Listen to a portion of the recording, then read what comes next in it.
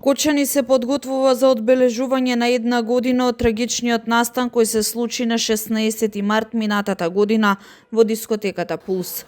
Општината организира 3-дневни активности преку кои ќе се оддаде почит на починатите, повредените и нивните семејства. На делот на станите ќе присуствува и премиерот Христијан Мицкоски.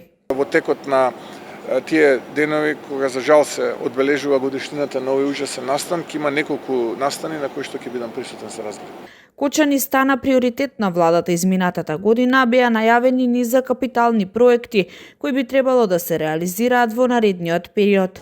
Премиерот посочи дека за дел од проектите тендерските постапки се завршени и се очекува да започне нивна реализација во наредниот период. Ко влада веќе најавивме неколку проекти и тие неколку проекти во периодот кој што следи бидејќи се завршени тендерските постапки.